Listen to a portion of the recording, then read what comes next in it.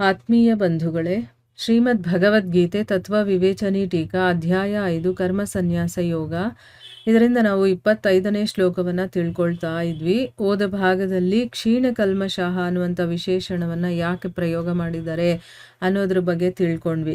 ನಾವು ಜನ್ಮ ಜನ್ಮಾಂತರದಲ್ಲಿ ಮಾಡಿರುವಂಥ ಕರ್ಮಗಳ ಸಂಸ್ಕಾರ, ರಾಗದ್ವೇಷಗಳು, ಆಮೇಲೆ ಬೇಕಾದಷ್ಟು ಅದರಿಂದ ಬಂದಿರುವಂತಹ ರಿಸಲ್ಟ್ಗಳಿರುತ್ತಲ್ಲ, ಅದೆಲ್ಲವೂ ಕೂಡ ಮನುಷ್ಯನ ಮನಸ್ಸಿನ ಅಂತಃಕರಣದಲ್ಲಿ ಇರುತ್ತೆ.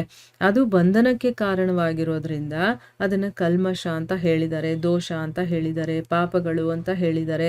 ಪರಮಾತ್ಮನ ಸಾಕ್ಷಾತ್ಕಾರವಾದ ಮೇಲೆ ಈ ದೋಷಗಳು ಒಂದು ಸ್ವಲ್ಪನೂ ಆ ಮನುಷ್ಯನ ಅಂತಃಕರಣದಲ್ಲಿ ಇರೋದಿಲ್ಲ. ಅದಕ್ಕೋಸ್ಕರ ಈ ಮಲದೋಷದ ಅಭಾವವನ್ನು ತೋರಿಸೋದಕ್ಕೋಸ್ಕರ ಕ್ಷೀಣ ಕಲ್ಮಷಃ ಅಂದರೆ ಅಲ್ಲಿ ಮಲಗಳೇ ಇರೋದಿಲ್ಲ ಅಂತ ಹೇಳೋದಕ್ಕೋಸ್ಕರ ಆ ಪದ ಪ್ರಯೋಗ ಮಾಡಿದ್ದಾರೆ ಅನ್ನೋದನ್ನು ತಿಳ್ಕೊಂಡಿದ್ವಿ.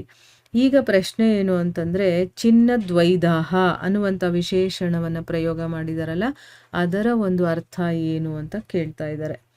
ಉತ್ತರ ಏನು ಅಂತಂದರೆ, ದ್ವೈಧ ಅನ್ನುವಂಥ ಶಬ್ದ ಸಂಶಯ ಅಥವಾ ಇಬ್ಬಗೆಯ ವಾಚಕ. ಅಂದರೆ ಇಲ್ಲಿ ಅವನ ಮನಸ್ಸಲ್ಲಿ ಸಂಶಯ ಇರುತ್ತೆ.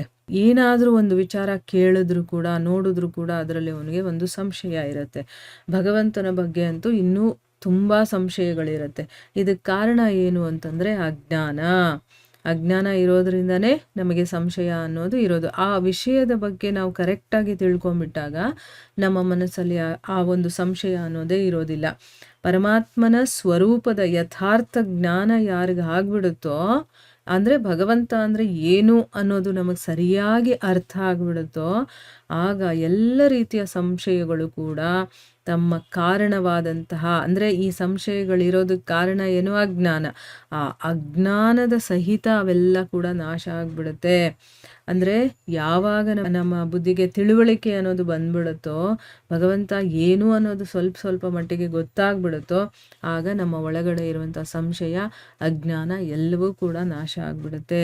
ಪರಮಾತ್ಮನ ಸಾಕ್ಷಾತ್ಕಾರವನ್ನು ಪಡೆದಿರುವಂಥ ಇಂಥ ಪುರುಷರ ನಿರ್ಮಲವಾದಂಥ ಅಂತಃಕರಣದಲ್ಲಿ ಸ್ವಲ್ಪ ಕೂಡ ಲೇಷ ಮಾತ್ರ ಅಂತ ಹೇಳಿದ್ದಾರೆ, ಸ್ವಲ್ಪ ಕೂಡ ವಿಕ್ಷೇಪ ಆಗಿರಬಹುದು ಅಥವಾ ಈ ಆವರಣ ರೂಪಿ ದೋಷಗಳು ಕೂಡ ಉಳಿಯೋದಿಲ್ಲ.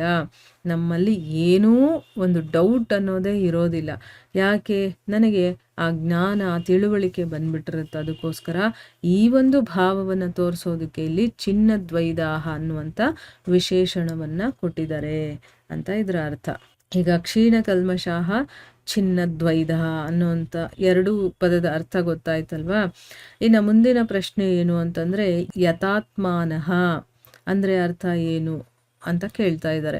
ಉತ್ತರ ಏನು ಅಂತಂದರೆ, ಮನಸ್ಸನ್ನು ವಶ ಮಾಡಿಕೊಂಡು ಚಂಚಲತೆ, ಈ ಎಲ್ಲ ದೋಷಗಳಿಂದ ಕಂಪ್ಲೀಟಾಗಿ ಇಲ್ಲದೆ, ಅಂದರೆ ನಮ್ಮಲ್ಲಿ ಈ ದೋಷಗಳೇ ಇಲ್ಲದೆ ಚಂಚಲತೆ ಅನ್ನೋದು ಇರೋದಿಲ್ಲ, ಮನಸ್ಸನ್ನು ವಶ ಮಾಡ್ಕೊಂಡಿರ್ತೀವಿ. ಈ ರೀತಿಯ ಒಂದು ಸ್ಥಿತಿಯಲ್ಲಿ ಇದ್ದುಕೊಂಡು ಪರಮಾತ್ಮನ ಸ್ವರೂಪದಲ್ಲಿ ತದ್ರೂಪವಾಗುವುದಕ್ಕೆ, ಅಂದರೆ ಭಗವಂತನನ್ನು ಭಜಿಸ್ತಾ ನಮಗೆ ಬೇರೆ ಯಾವುದರಲ್ಲೂ ಮನಸ್ಸು ಹೋಗೋದಿಲ್ಲ, ನಮ್ಮ ಬುದ್ಧಿನೂ ಹೋಗೋದಿಲ್ಲ, ಸದಾ ಭಗವಂತನಲ್ಲೇ ಇರುತ್ತಲ್ವ. ಆ ರೀತಿ ಇದ್ದು ಅದೇ ನಾನಾಗಿಬಿಡ್ತೀನಲ್ಲ, ಅಂಥ ತದ್ರೂಪವಾಗೋದಕ್ಕೆ ಯಥಾತ್ಮ ಅಂತ ಹೇಳಿರುವಂಥದ್ದಿಲ್ಲಿ. ಅಂದರೆ ಏನು? ಈಗ ಸಮುದ್ರಕ್ಕೆ ನದಿಯ ನೀರು ರಭಸವಾಗಿ ಬಂದು ಸೇರೋವರೆಗೂ ಅದು ನದಿ ಅಂತ ಅನ್ನಿಸ್ಕೊಂಡಿರುತ್ತೆ. ಒಂದು ಸರಿ ಅದು ಸಮುದ್ರಕ್ಕೆ ಸೇರ್ಕೊಂಡ್ಬಿಡ್ತು ಅಂತಂದರೆ ಅದನ್ನು ನದಿ ಅಂತ ಹೇಳ್ತೀವ? ಇಲ್ಲ, ಅದು ಸಮುದ್ರವೇ ಆಗಿಬಿಡುತ್ತಲ್ವ. ಆ ರೀತಿ ಇದನ್ನು ಅರ್ಥ ಮಾಡ್ಕೋಬೇಕು. ಮನಸ್ಸನ್ನು ವಶ ಮಾಡಿಕೊಂಡು ನಮ್ಮ ಮನಸ್ಸಿನಲ್ಲಿ ಯಾವುದೇ ಚಂಚಲತೆ ಇರೋದಿಲ್ಲ, ಏಳು ಬೀಳು, ಅಲ್ಲೋಗೋದು ಇಲ್ಲೋಗೋದು, ಆ ಮನಸ್ಸಿನ ಒಂದು ಕೆಲಸನೇ ಒಂದು ಕ್ಷಣ ಸುಮ್ಮನೆ ಇರೋದಿಲ್ಲ. ಅಂಥ ಮನಸ್ಸು ಎಲ್ಲ ರೀತಿಯಿಂದ ಶಾಂತವಾಗಿರುತ್ತದು, ಆಯಿತಾ? ಚಂಚಲತೆ ಅನ್ನೋದು ಇರೋದಿಲ್ಲ ನಮ್ಮಲ್ಲಿ. ಈ ರೀತಿ ಬೇಕಾದಷ್ಟು ದೋಷಗಳ ಬಗ್ಗೆ ಮಾತಾಡಿದ್ದೀವಲ್ಲ, ಆ ಎಲ್ಲ ದೋಷಗಳ ರಹಿತವಾಗಿ ಆ ಭಗವಂತನ ಸ್ವರೂಪದಲ್ಲಿ ತದ್ರೂಪವಾಗೋದು, ಅವನ ರೂಪವನ್ನೇ ನಾವು ಪಡ್ಕೊಂಡ್ಬಿಡೋದು ಅಂತ ಅರ್ಥ. ಅದನ್ನು ಯಥಾತ್ಮ ಅಂತ ಹೇಳ್ತಾರೆ ಅಂತ ಅಂದ್ಬಿಟ್ಟು ಇಲ್ಲಿ ಹೇಳಿದ್ದಾರೆ. ಇಲ್ಲಿಗೆ ನಾವು ನಿಲ್ಲಿಸೋಣ. ಹರೇ ಕೃಷ್ಣ.